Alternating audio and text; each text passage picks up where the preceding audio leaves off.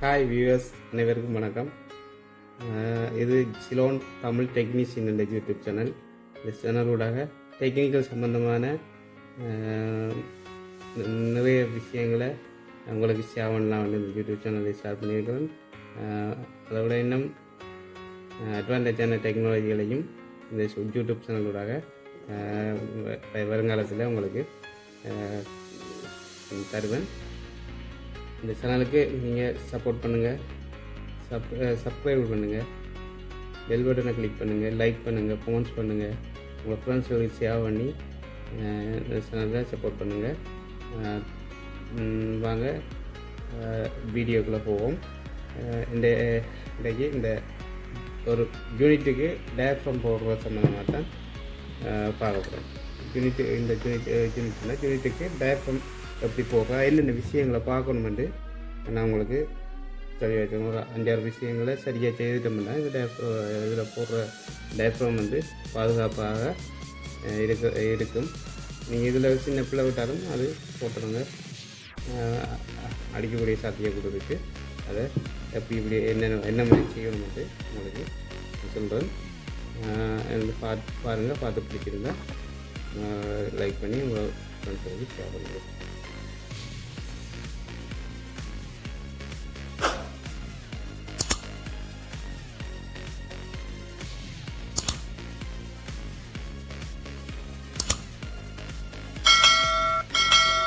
பாருங்கள், ஸ்ரீலங்காவில் விலை ஒரு டயஃப்ரமில் விலை எவ்வளோ இருக்குன்னு பாருங்கள். 750 rupees, 380 ரூபா ஒரு டயஃப்ரம். நாங்கள் 350 ரூபாய்க்கு வேண்டிய டயஃப்ரம் இன்றைக்கி 780 ரூபாய்க்கு வேண்டி போடக்கூடிய எனக்கு சிச்சுவேஷனில் இந்த நாடு இருக்குது.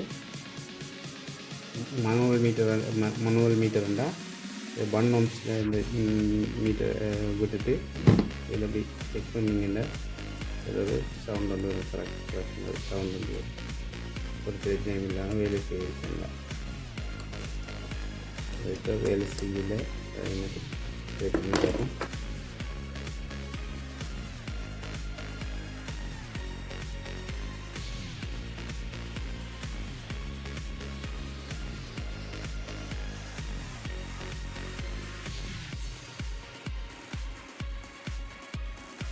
இப்போ என்ன நடந்ததுன்னு பாருங்கள். தேஞ்சு இதில் ஒரு கொஞ்சம் எரிஞ்ச மாதிரி ஒரு இதையும் காட்டாயிட்டு புது டயஃப்ரம் தான் மாற்றணும். முதல் டயஃப்ரம் மாற்றுறதுக்கு முதல் இதில் என்ன அவதானிக்கணும், முதல் இந்த மெக்னெட்டை நாங்கள் கலட்டி எடுத்து க்ளீன் பண்ணணும்.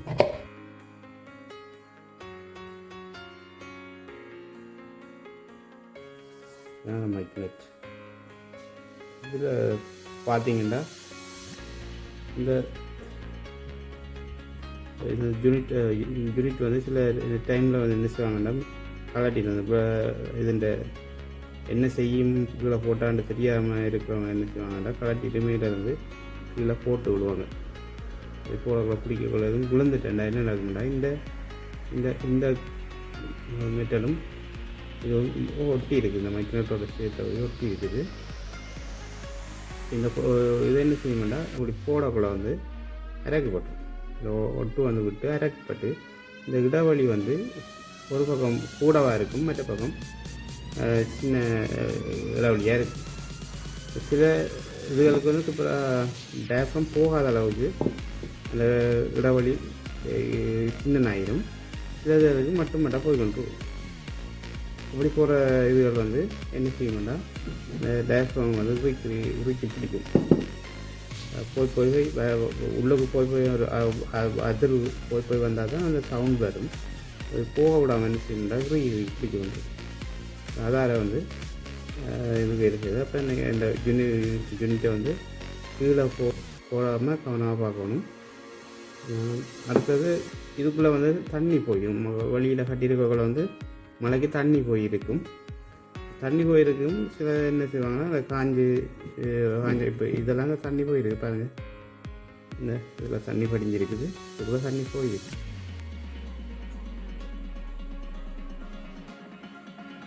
இதுவும் விழுந்து தான் இருக்குது. இந்த ஒட்டெல்லாம் விட்டுருக்கு பாருங்கள். இந்த விட்டுருக்கு இடவழி சரி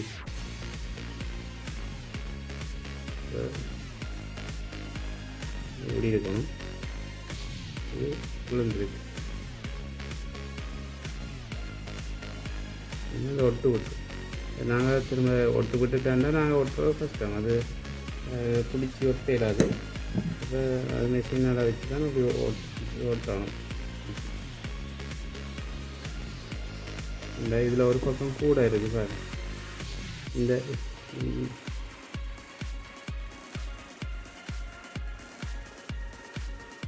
விழுந்ததால் இந்த பக்கம் கூடவா இருக்குது. இதில் பாருங்க, இந்த பக்கத்தை பாருங்க குறைவாக இருக்குது, இறக்கப்பட்டிருக்குது.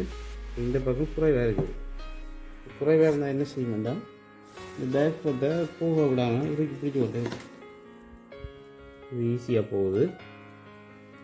இந்த இடத்துல தான் இறுக்கமாக இருக்குது. அடுத்தது நாங்கள் என்ன பார்க்கணுமெண்டா, இந்த இதுக்குள்ளே தண்ணி போயிடும். தண்ணி போய் ஒரு காவன் ஒன்று படிஞ்சு கரல் தூள்கள் மாதிரி ஒரு இது ஒன்று இருக்கும். நாங்கள் அதை என்ன செய்யணும்னா அது ப்ரஷ்ஷால் க்ளீன் பண்ணணும். ப்ரஷ்ஷால் க்ளீன் பண்ணாமல் நாங்கள் இப்படி டயஃப்ரம் போட்டோம்னா என்ன நடக்கும்டா, இதுக்குள்ளே இருக்கிற அந்த டஸ்ட்டு வந்து டயஃப்ரத்துக்கு இடையில் ஒரு தேய்க்கும். அது தேய்ச்சி அந்த டயஃப்ரத்தில் இருக்கிற கோயிலை வந்து அந்த எனாமல் எடுபட்டு ஒரு ஷோட் ஆகிடும். ஷோட் ஆகினா அதில் வேலை செய்யுது. அடுத்தது வந்து சவுண்ட் வந்து கிளியராக இருக்காது. கரகரகரகரான்னு ஒன்று இருக்கும். இதுக்குள்ளே இருக்கிற அந்த டஸ்ட்டு இருக்கக்குள்ள வந்து நாங்கள் அப்படியே போட்டு பாவச்சோம்னா கரகரகரான்னு இருக்கும். அப்போ இந்த ப்ரஷ்ஷால் க்ளீன் பண்ணி இந்த இந்த இதுக்குள்ளே இருக்கிற டஸ்ட் அவ்வளோத்தையும் எடுக்கணும். எடுத்து நீட் பண்ண பிறகு தான் நாங்கள் இந்த யூனிட்டுக்கு டயஃப்ரத்தை போடணும். இப்போ ஸ்ரீலங்காவுக்கு வர்ற டயஃப்ரங்களில் வந்து கூடுதலாக ஒரு கட்டுப்படியாகக்கூடிய ஒரு விலையில் வர்றது வந்து இந்த டயஃப்ரம் தான். அடுத்தது இதை விட குவாலிட்டி குறைஞ்சது இருக்குது, ஆனால் போட்டு நிற்காது. இது அவுஜாண்ட டயஃப்ரம் இந்தியாவிலேருந்து வருது. இதுதான் நாங்கள் கூடுதலாக பாவிக்கிறோம். இப்போ ஒரிஜினல் என்று சொல்லி பாவிக்கிறது இப்போ இந்த டயஃப்ரமே 750 ரூபா. நாங்கள் இதில் அவதானிக்காமல் நாங்கள் போட்டு விட மாட்டோம். ஒரு செகண்ட்லேயே அந்த 2 காசு இல்லாமல் போய் அந்த டஸ்ட்டு எதுவும் தெரியுதாண்டு. ஒரு பக்கம் இடைவெளி கூடவும் இன்னொரு பக்கம் இடைவெளி குறைவாக வந்து இதுதான் கொஞ்சம் சிக்கலாக கொடுக்கும். இதில் டயஃப்ரமில் வந்து ப்ளஸ் மைனஸ் இருக்குது. இதில் L1 L2 ப்ளஸ் மைனஸ் இருக்குது. இப்போ அதை பார்த்து போடுறோம். ப்ளஸ் மைனஸ் வந்து இருக்குது உண்டு. இதில் ப்ளஸ் மைனஸ் அதே போல் டயஃப்ரம்லேயே இருக்குது ப்ளஸ் மைனஸ் இல்லாட்டி L1 L2 வந்து இருக்குது. இதுலேயும் L2 இருக்குது. இந்த இருக்குது L2 இருக்குது L1. இதுலேயும் பாருங்கள் இந்த இருக்குது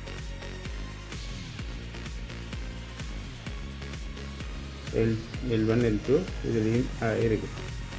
அப்போ இதை பார்த்து சரியாக போடணும். அடுத்தது இதுக்குள்ளே இன்னொரு டெக்னிக் இருக்குது. இந்த ஈயம் ஒட்டக்குள்ளே வந்து நாங்கள் கவனமாக ஒட்டணும். இந்த இதுக்குள்ளே ஈயம் இருக்குது. இந்த ஈயத்தை வச்சு இந்த இந்த டேப்ஸுண்ட பயர் ஒட்டக்குள்ளே கவனம் ஓட்டணும். இந்த பக்கத்தில் இருக்கிற இதுகளில் ஷோட் பண்ண ஓட்டணும். சிலர் என்ன செய்வாங்கன்னா அதை வடிவாக கட் பண்ணாமல் அப்படியே வச்சு ஒட்டி விடுவாங்க. அது போய் முட்டிட்டு நிற்கும். இந்த இதில் அது முட்டிட்டு இருந்தால் ஷோட் மீட்டரில் நீங்கள் மீட்டர் பாயிண்ட்டை வச்சு நான் இந்த பொடியில் வச்சுட்டு பார்க்கக்குள்ள அங்கே காட்டிச்சுன்னா ஷோட். அப்போ இந்த இதுக்குள்ளே ஈயம் கணக்கு வைக்கக்கூடாது.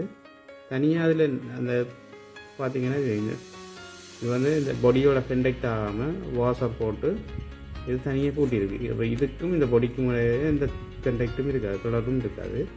அதே போல் அந்த இது வந்து இதாக இருக்குது. இதுவும் வந்து இந்த பொடியில் டிடெக்ட் பண்ணாமல் இருக்கும். இப்போ இதில் அந்த இதில் மட்டும்தான் ஈயத்தை ஒட்டணும், பக்கத்தில் இல்லாமல் பார்த்துக்கொள்ளணும். பக்கத்தில் இருந்ததுன்னா சோட் கொண்டு வந்து சவுண்ட் உங்களோட பாவிக்கிற எம்பு அடிக்கும், எம்புண்ட சவுண்ட் அடிக்க பார்க்கும். அல்லது இந்த டயப்ரம் இந்த ஒரு சவுண்ட் ஒரு குறைவாக இருக்கும், அப்படியான பிரச்சனை நடக்கும். இதை நாங்கள் கவனமாக பார்க்கணும். இவ்வளோதான் இந்த இதில் பார்க்க வேண்டியது. இதில் பெரிய டெக்னிக்கல்னு சொல்கிறதுக்கு இல்லை. என்னென்னா இதுதான் பிரச்சனை. ஒன்று வந்து இந்த டிஎம் ஒட்டக்குள்ளே வந்து பக்கத்தில் இருக்கிற இதில் கண்டக்ட் பண்ண பார்க்கணும். அடுத்தது இந்த L1 L2 பார்க்கணும். அடுத்தது இந்த யூனிட் இந்த மேக்னெட்டுக்குள்ளே மழை தண்ணியில் போயிருந்தால் இதுக்குள்ளே காவன் மாதிரி படிஞ்சிருக்கு. அந்த காவனை க்ளீன் பண்ணி எடுக்கணும். ஃபுல்லாக க்ளீன் பண்ணி எடுத்து அதை போடணும். அடுத்தது விழுந்திருந்தால் இந்த மேக்னெட் இப்படி இறங்கப்பட்டிருந்ததுன்னா இந்த டயப்ரம் போடக்குள்ளே வந்து எங்களுக்கு ஒரு ஒரு சவுண்ட் இந்த தேய்க்கும். ஒரு போய் வரக்குள்ள என்ன செய்யணும்னா தேய்க்கும். அடுத்து இதில் பாருங்கள், இந்த இதுதான் இந்த கோயில் ரெண்டு பக்கமும் இந்த வயர் இருக்கும். இந்த வயரை நாங்கள் வந்து நீளமாக வெட்டக்கூடாது, அதில் அளவை பார்த்துட்டு அளவுக்கு நம்ம வெட்டுறோம். இதில் அளவை பார்த்துட்டு அளவுக்கு ஏற்ற மாதிரி வெட்டி நாங்கள் இதை ஒட்டோம். இப்படி நீளமாக விட்டோம்னா இதை என்ன செய்யணும், இந்த இதில் வந்து முட்டிட்டு இந்த பொடியில் முட்டும். இது ரெண்டுமே பொடியில் முட்டினா என்ன நடக்கும், இங்காலையும் பொடியில் முட்டி இங்காலையும் முட்டி இது நீங்கள் சவுண்டு இதில் கொடுத்தீங்க. ரெண்டு பக்கம் பொடியில் முட்டிட்டு இருக்கக்குள்ள இப்படி ரெண்டு பக்கம் ஒட்டி கவனிக்கையில் நீங்கள் பொடியில் முட்டிட்டுன்னு வைங்க. இதை இங்கே சவுண்ட் அப்படி இங்கே கொடுக்கக்குள்ள என்ன நடக்கும், சவுண்ட் வந்து ஷார்ட் தான் கட்டும். ஏன்னா இதுவும் ஒரே கண்டக்டில் இருக்கக்கூடிய இதுவும் ரெண்டு முட்டிட்டா ஷார்ட் காட்டும். என்ன நடக்கும், உங்களோட ஆம்பில் இருக்கிற ஐசி அடிக்க பார்க்கும்.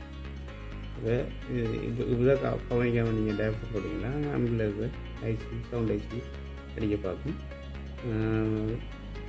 அதை கவனமாக பார்க்கணும். இப்போ நாங்கள் இப்போவும் இதில் பார்த்தீங்கன்னா அளவாக பட்டோம்.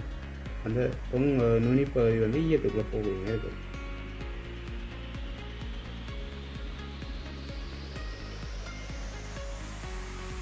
இந்த அளவு வெட்டினா சரி. நாங்கள் எப்படி வெட்டிருக்காண்டு L1 L2 பார்த்துட்டு இங்கே ஓகே தான் பாருங்கள். இதில் ஈய தோட்டக்குள்ள வந்து வெட்டிருக்கணும்.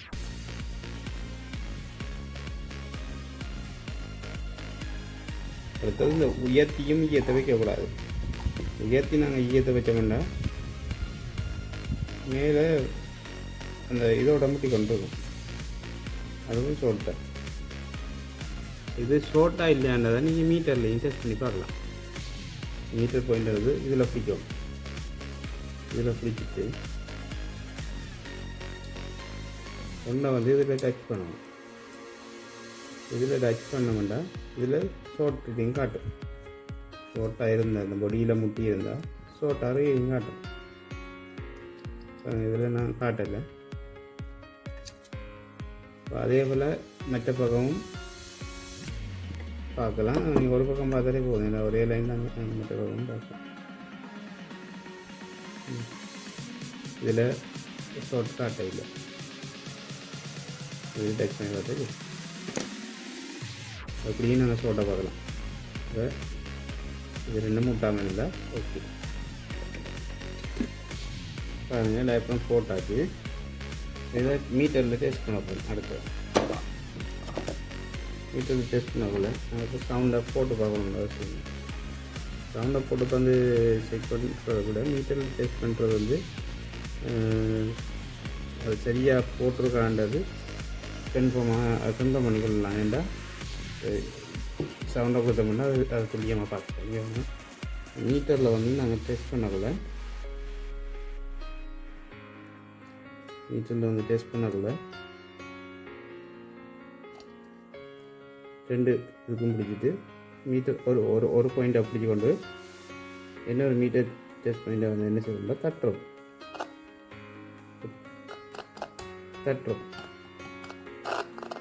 பாருங்கள் எப்படி சவுண்டு. இந்த சவுண்டை நாங்கள் சரியாக டயஃப்ரம் போடப்பட்டிருக்கிறதால இந்த சவுண்டை வச்சு நாங்கள் பிடிச்சி கொள்ளலாம்.